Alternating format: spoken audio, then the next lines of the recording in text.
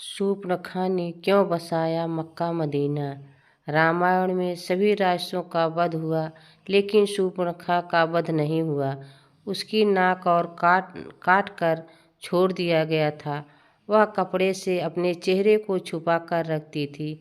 रावण की मर जाने के बाद वह अपने पति शुक्राचार्य के पास चली गई और जंगल में उसके पास रहने लगी। राक्षसों का वंश खत्म ना हो, इसलिए शुक्राचार्य ने शिव की आराधना की। शिव ने अपना स्वरूप शिवलिंग शुक्राचार्य को देखकर कहा कि जिस दिन इस पर कोई वैष्णव इस पर गंगा जल चढ़ा देगा, उसे दिन राक्षसों का नाश हो जाएगा।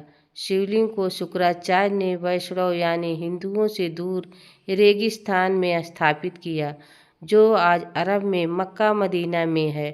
शूर्पणखा जो उस समय चेहरा ढक कर रह रही थी, उसे समय उसके बच्चों ने उसकी परंपरा को निभाया। आज भी मुस्लिम औरतें चेहरा ढके रहती हैं। शूर्पणखा के वंशज आज मुसलमान कहलाते हैं। शुक्राचार्य ने इनको जीवन दान दिया, इसलिए शुक्राचार्य को विशेष महत्व देते हैं। पूरी जानकारी तथ्यों पर आधारित सच है। जानिए इस्लाम कैसे पैदा हुआ। असल में इस्लाम कोई धर्म नहीं, एक मजहब है। मजहब का मतलब है अपने काफिलों का गिरोह को बढ़ावा देना। यह बात सब लोग जानते हैं कि मुहम्मदी मूल रूप से वसी हैं। अरब देशों में सिर्फ रेगिस्तान पाया जाता है। वह जंगल नहीं है, पेड़ नहीं है, इसलिए वहाँ मरने के बाद जलने के लिए लकड़ी न होने के कारण जमीन में दफन कर दिया जाता है। रेगिस्तान में हरियाली नहीं होती थी।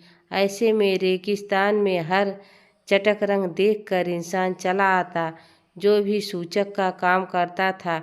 अरब देशों में लोग रेगिस्तान में तेज धूप में सफ़र करते थे, इसलिए वहाँ के लोग सिर पर को ढकने के लिए एक टोपी पहनते थे, जिससे वह बीमार ना पड़े।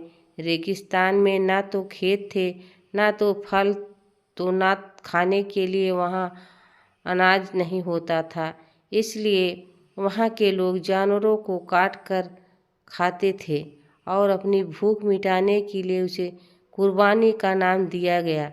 सब लोग एक ही काफिले में के खानाबदोश होते थे, इसलिए भाई बहन का निकाह हो जाता था। रेगिस्तान में मूर्ति बनाने के लिए मिट्टी नहीं मिलती थी, इसलिए मूर्ति पूजा नहीं करते थे। खानाबदोश जीवन होने से एक जगह से दूसरे जगह जाना पड़ता था, इसलिए कम बर्तन रखते थे, इसलिए एक थाली में 5 लोग खाते थे। कबीले की अधिक से अधिक संख्या बढ़े, इसलिए हर एक को 4 बीवी रखने की इजाज़त होती थी। इस्लाम कोई धर्म नहीं, बल्कि एक कबीला है और इसके नियम असल में उनकी दिनचर्या है। वीडियो अच्छी लगी हो तो लाइक, शेयर और हमारे चैनल को सब्सक्राइब करें। धन्यवाद।